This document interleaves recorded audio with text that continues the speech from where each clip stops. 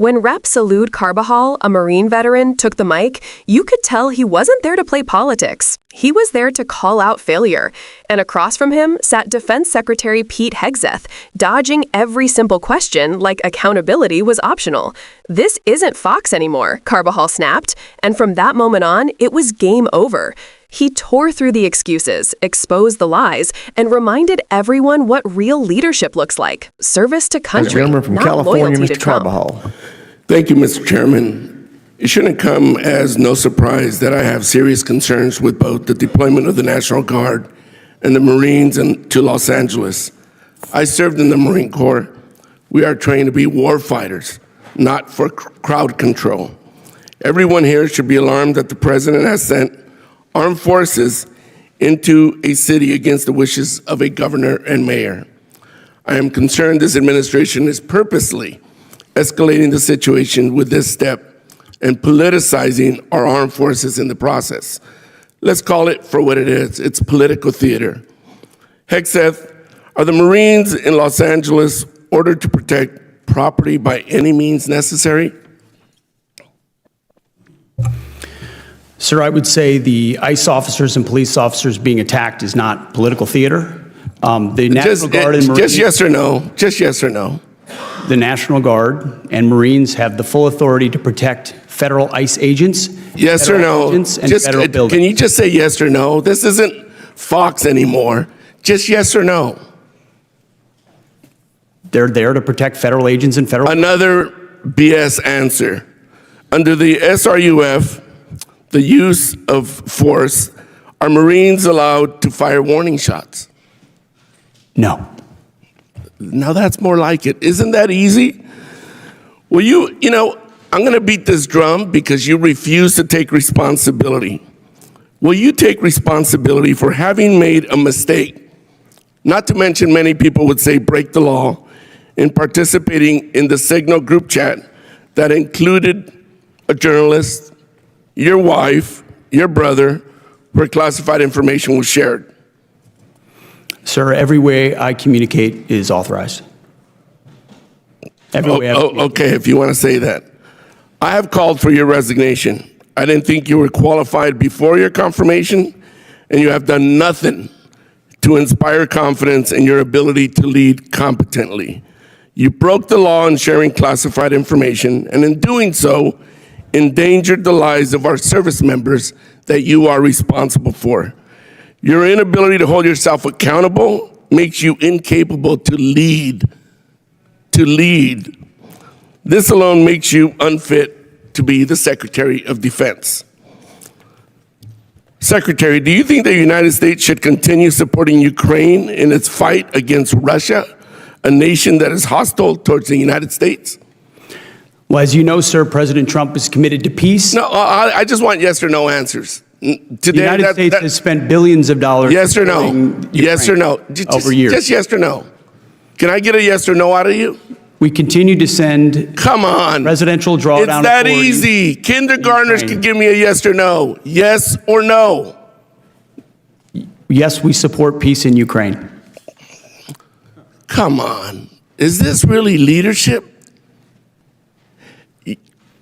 You're an embarrassment to the United States.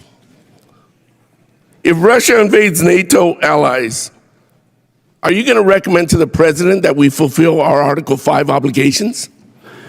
Well, Russia has not invaded NATO allies. No. President Trump. No. I reclaim my time. Yes or no? It's that simple. There's Article 5 in NATO, which we recognize. So is the answer yes or no? That's what Article 5 is, yes. Good. I'm glad you brought yourself to saying yes. Do you think political allegiance to Trump is a requirement for serving our nation, either in uniform or a civilian in the department? I'm incredibly proud, as are millions of Americans. No. Not today, Hegseth. Yes or no? Congressman, you know what a silly question that is. But silly enough to warrant a very straightforward answer. Yes or no? We all support and defend the Constitution of the United States. You know what? I'm not going to waste my time anymore. You're not worthy of my attention or my questions. You're an embarrassment to this country. You're unfit to lead.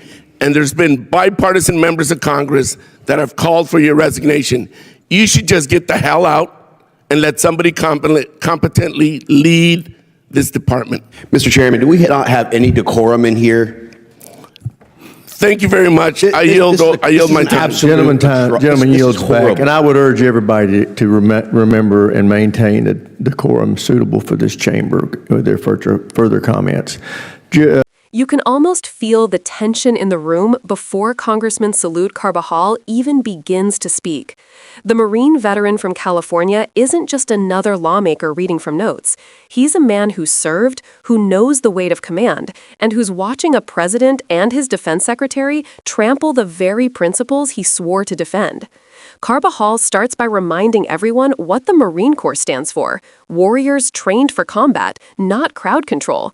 And yet, under this administration, we saw Marines and National Guard troops deployed into Los Angeles, a major American city, against the will of its governor and mayor.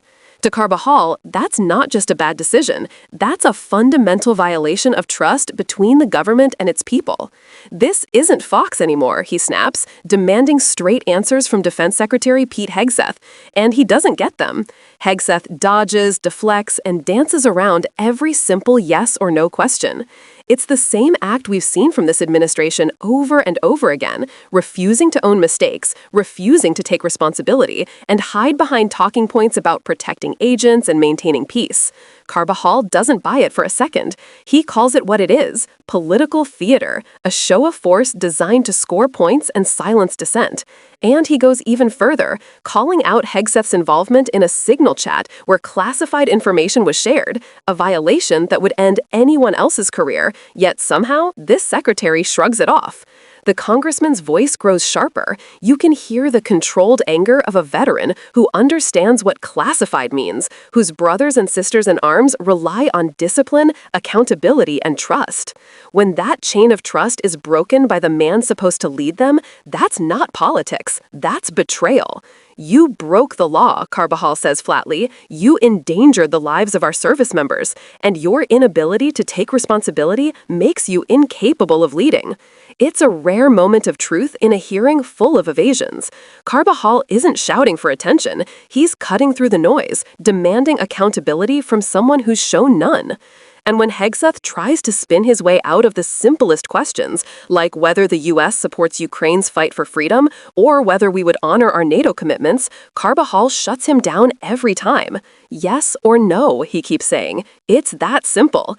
It's not just a rhetorical move. It's symbolic of the moment we're in. The difference between accountability and authoritarianism often comes down to whether leaders can answer simple questions. Under this administration, the answer is almost always the same: deflect, deny, distort.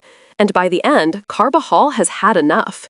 You're an embarrassment to this country, he says. You're unfit to lead. Get the hell out and let someone competent lead this department.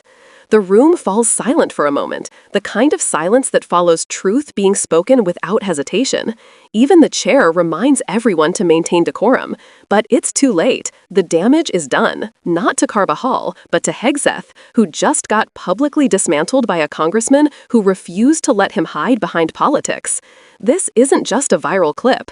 It's a moment that cuts to the heart of what's wrong with this administration's approach to governance: militarizing our cities, politicizing our armed forces, and excusing illegal actions from those in power. And for those watching from home, especially veterans and public servants who took an oath to the Constitution, not to a man, Carbajal's words hit hard. Because this was never about politics. It's about integrity. It's about leadership. It's about the soul of our democracy.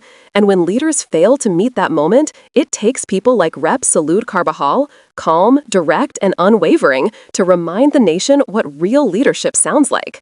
If this moment made you think twice about who's really standing up for our Constitution and our troops, hit that like button, subscribe, and drop your thoughts in the comments, because accountability only happens when we demand it.